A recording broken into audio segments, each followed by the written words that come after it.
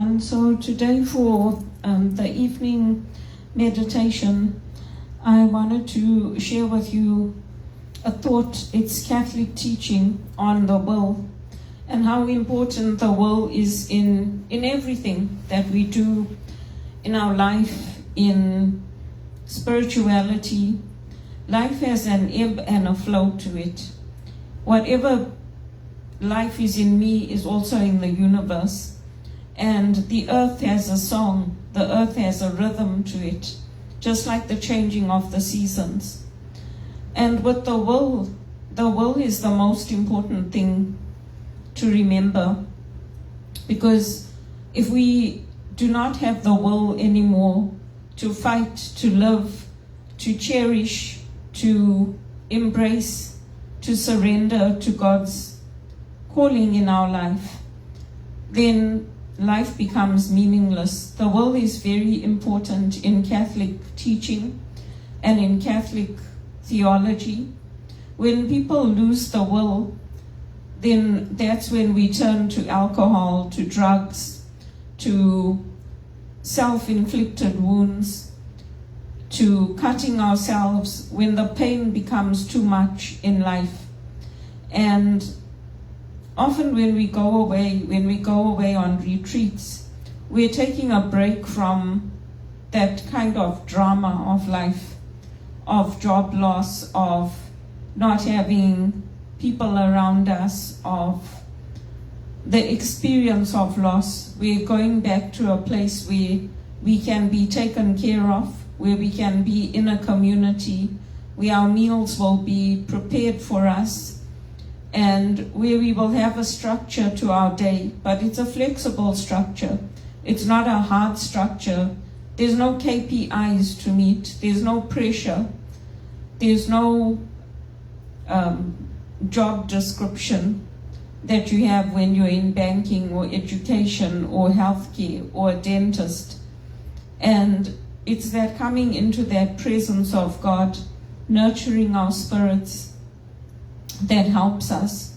If you like, you can take a moment and think of a beautiful place that you've been to. So for me, that would be Victoria Falls.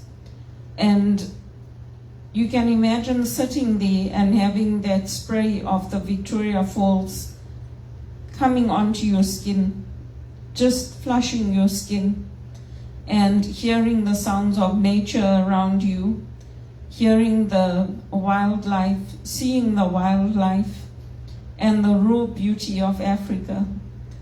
Or maybe you could imagine being on the Niagara Falls and watching the Niagara Falls, if that's your place where you go to relax, or being on the riverside. Maybe it's Lake Ontario, or your cottage where you go to take a break from daily life. That's where it's like coming back into God's presence and God's love for us.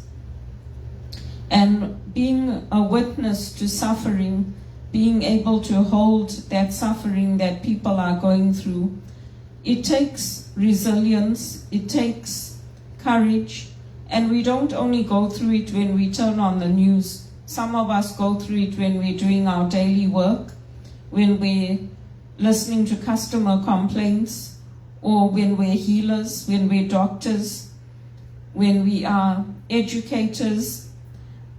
We have some form of suffering that comes into this world. But we also remember in our Christian tradition that Jesus was not afraid of the demons.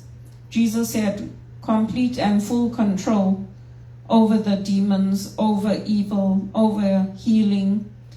And so that's when we go back to our faith and back to our will, to that will to live, that will to be present where we are. And I was reading this Mornings with the Lord, Doreen Virtue, and just reading her reflection on the power of witnessing.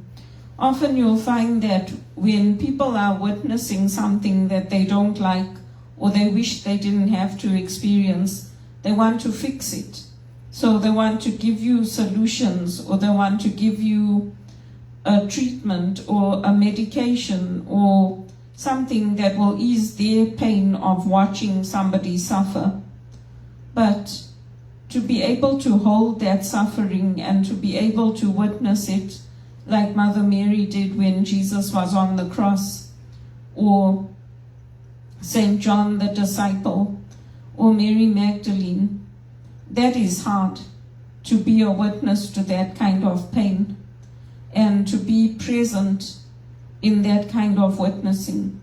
There's also the witnessing of happy occasions, of baptisms, of confirmations, of new life, of spring, like now when everything is coming to life, all the flowers, the roses, all the beautiful gardens. I miss the gardens in England. When I go for my walks, I take pictures of people's gardens because I'm always drawn to them. I like having a garden. I like the images of gardens and all the different plants that come to life in spring, especially after the dark winters in Canada and the cold. And for people like me who come from the global south, it's not easy to get through it sometimes. But if you're born here, people embrace winter sports, they like it, they go out. So it's a very different witnessing. But for me, I love it when the spring comes. I notice when that sun starts coming up a little earlier, when the sun comes into my lounge and it lengthens a little longer than it did in the winter. I like witnessing those things. And those are the rhythm of our lives. Those are the rhythms that affect our lives. So Doreen Virtue gave a lovely reflection here, but she focused more on the suffering and being a witness to suffering and consciously standing alongside loved ones, whether it's friends or family, to be with them in that suffering. And sometimes it's crying together, sometimes it's laughing together, but it's being a witness to that, to life. And in a way, my photographs do that for me because they're a witness to the places I've seen, to the people I've been with, to the everyday things that bring beauty to my life and that give me that courage to choose the will to live. And millions of other people, not only me. But it's important for us to remember that in our spirituality. And it's not only in the Catholic tradition, it's there in the Hindu tradition, it's there in the Muslim tradition, it's there in other traditions, that will to live. And we all get tired. We all say, you know, I've had enough. But then tomorrow we get up and we try again. And I know, like, when my grandmother died in California, she phoned us to say goodbye. And I said to her, why are you calling to say goodbye? And she's like, you know, you're not going to come to America. So I said to her, no, I will come, but I'm studying now. And she said, yeah, but that's a long time away and I'm tired now. And she said, I wanted to say goodbye to everybody. So if we give up that will to live, if we give up the spirit, in the Catholic tradition we say we give up the spirit. Once we do that, God will very readily take us.